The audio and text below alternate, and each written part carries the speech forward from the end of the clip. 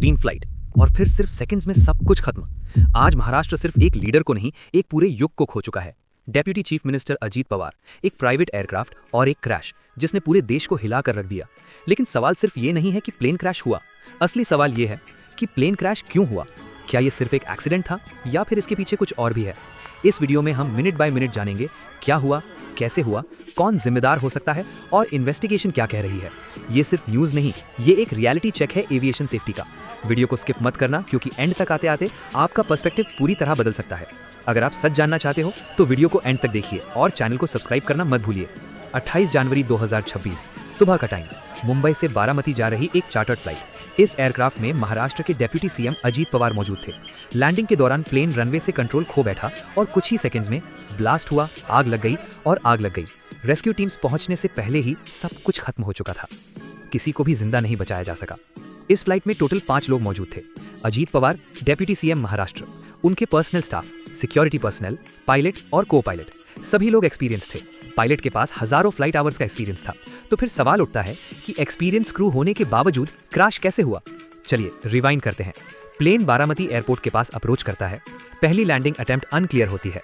Pilot second attempt लेता है और वहीं कुछ गड़बड़ हो जाती है। आई विटनेसेस कहते हैं प्लेन थोड़ा अनस्टेबल लग रहा था, फिर अचानक ब्लास्ट हुआ और आग का गोला बन गया। अब आते हैं सबसे इंपॉर्टेंट पार्ट पर, क्रैश के पॉसिबल रीजंस। अभी फाइनल रिपोर्ट नहीं आई है, लेकिन एक्सपर्ट्स इन चीजों को इन्वेस्टिगेट कर रहे हैं। टेक्निकल मैलफंक्शन, लैंडिंग के वक्त misjudgment, runway related issues, weather and visibility factors, aircraft speed and angle issue. Important बात, एयरक्राफ्ट को टेक्निकली फिट बताया जा रहा था, तो क्या ये ह्यूमन एरर था या सिस्टम फेलियर। अजीत पवार सिर्फ एक नाम नहीं थे, वो महाराष्ट्र पॉलिटिक्स का पावर हब थे। 30 साल का पॉलिटिकल करियर, बारामती का strong face, development oriented leader, ground level politics का मास्टर। उनकी अचानक डेथ सिर्फ एक फैमिली का लॉस नहीं है, ये पॉलिटिकल वैक्यूम भी क्रिएट करती है। पूरे महाराष्ट्र में शॉक का माहौल है। पीएम ने कंडोलेंसेस दी, सेंट्रल और स्टेट लीडर्स ने मॉर्निंग अनाउंस की। बारामती में लोग सड़कों पर आ गए, सपोर्टर्स रो रो कर अपना दुख जता रहे हैं। स्टेट में ऑफिशियल मॉर्निंग डिक्लेयर की गई है। जैसे ही न्यूज आई, सोशल मीडिया पर वीडियोस वायरल होने लगे। लेकिन वार्निंग, हर वायरल चीज सच नहीं होती।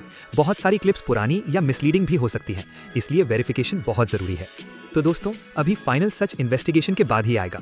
लेकिन एक बात क्लियर है, एविएशन सेफ्टी पर फिर से सवाल खड़े हो गए हैं। आप कमेंट करके बताएं, क्या ये सिर्फ एक अनफॉर्चुनेट एक्सीडेंट था या सिस्टम ने कहीं ना कहीं फेल किया। वीडियो को लाइक, शेयर और सब्सक्राइब करना मत भूलिए। अब चलिए सीधा एविएशन एक्सपर्ट्स की बात पर। जब भी कोई एयरक्राफ्ट लैंडिंग के वक्त क्रैश होता है तो एक्सपर्ट्स 3 चीजों को सबसे पहले चेक करते हैं: स्पीड, एंगल ऑफ डिसेंट और रनवे अलाइनमेंट। एक्सपर्ट्स के मुताबिक लैंडिंग फेज फ्लाइट का सबसे डेंजरस फेज होता है। 90% से ज्यादा एक्सीडेंट्स टेक ऑफ और लैंडिंग के वक्त ही होते हैं। अगर एयरक्राफ्ट थोड़ा सा भी ज्यादा फास्ट हो या रनवे थ्रेशोल्ड को मिस करे या ब्रेकिंग डिस्टेंस गलत कैलकुलेट हो तो पायलट के पास सेकंड से भी कम टाइम होता है रिएक्ट करने के लिए। यहीं पर एक छोटी सी मिस्टेक एक बड़ी ट्रेजेडी बन जाती है। अब बात करते हैं वेदर एंगल की। कई रिपोर्ट्स में कहा जा रहा है कि विजिबिलिटी क्लियर थी, हैवी रेन नहीं था, स्टॉर्म कंडीशंस नहीं थी। लेकिन एक्सपर्ट्स एक बात पे फोकस कर रहे हैं, लो लेवल विजिबिलिटी इल्यूजन। ये क्या होता है? कभी कभी पायलट को रनवे क्लोजर या फार्दर लग सकता है, स्पेशली जब एयरपोर्ट छोटा हो, रूरल एरिया में हो या सराउंडिंग्स में लाइट्स कम हो। इससे पायलट एल्टीट्यूड और डिस्टेंस का गलत जजमेंट कर सकता है।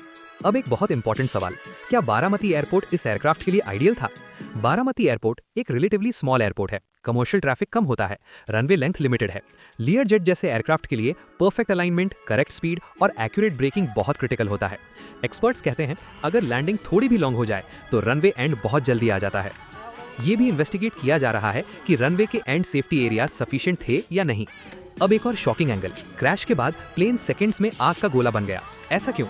एक्सपर्ट्स कहते हैं फ्यूल टैंक्स इंपैक्ट के वक्त रप्चर हो सकते हैं। हाई टेम्परेचर स्पार्क से फायर इंस्टेंटली इग्नाइट होती है। लाइट वेट एयरक्राफ्ट मटेरियल्स जल्दी बर्न होते हैं। इसी वजह से रेस्क्यू टीम्स को अप्रोच करना मुश्किल होता है और सर्वाइवल चांसेस ऑलमोस्ट जीरो हो जाते हैं। ये सुनने में हार्श लगता है, लेकिन एविएशन एक्सीडेंट्स में फायर ही सबसे बड़ा किलर होता है।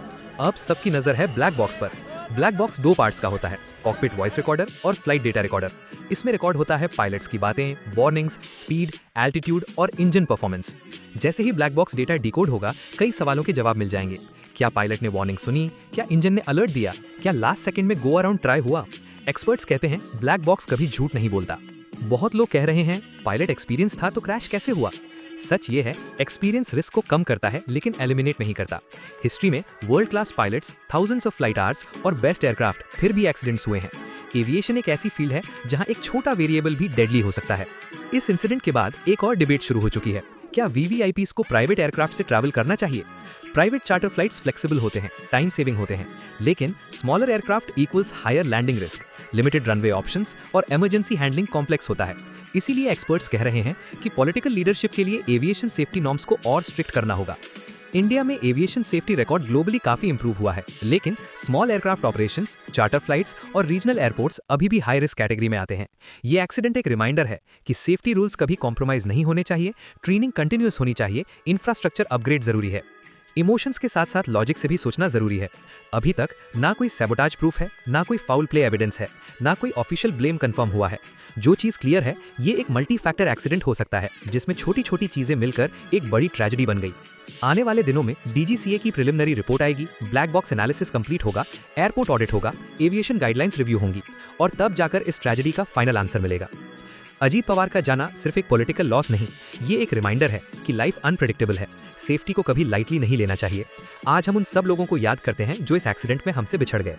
आज मैं यहाँ किसी पर इल्जाम लगाने के लिए नहीं आया हूँ। आज मैं यहाँ अफवाह या रूमर्स फैलाने के लिए नहीं आया हूँ। आज मैं यहाँ आया हूँ सिर्फ एक चीज के लिए, सच। जब भी देश में कोई सीरियस पॉलिटिकल इशू, थ्रेट या एलिगेशन सामने आता है तो लोगों के मन में एक ही सवाल होता है, सच क्या है? और सच व्हाट्सएप फॉरवर्ड से नहीं मिलता, सच ट्विटर ट्रेंड से नहीं मिलता, सच सिर्फ एक फेयर, ट्रांसपेरेंट और इंडिपेंडेंट इन्वेस्टिगेशन से मिलता है। इसीलिए आज बहुत से नागरिक ये मांग कर रहे हैं कि ऐसे सेंसिटिव मैटर्स को एक स्पेशल इन्वेस्टिगेशन टीम यानी एसआईटी के थ्रू इन्वेस्टिगेट किया जाए। एसआईटी का मतलब किसी को टारगेट करना नहीं होता। एसआईटी का मतलब होता है एविडेंस को प्रॉपर्ली कलेक्ट करना, विटनेसेस को प्रोटेक्शन देना, प्रेशर फ्री इन्वेस्टिगेशन करना और पॉलिटिक्स से ऊपर उठकर सिर्फ फैक्ट्स पे फोकस करना। एक स्ट्रॉन्ग डेमोक्रेसी में सवाल पूछना गलत नहीं होता, गलत होता है सच को दबाना। आज हम सबका फर्ज है शांतिपूर्ण तरीके से आवाज उठाना, लीगल प्रोसेस पे भरोसा रखना और जस्टिस की मांग करना, बिना नफरत, बिना गुस्सा, बिना हिंसा। क्योंकि याद रखिए, सच को चिल्लाने की जरूरत नहीं होती, सच को सिर्फ हिम्मत चाहिए। जय हिंद।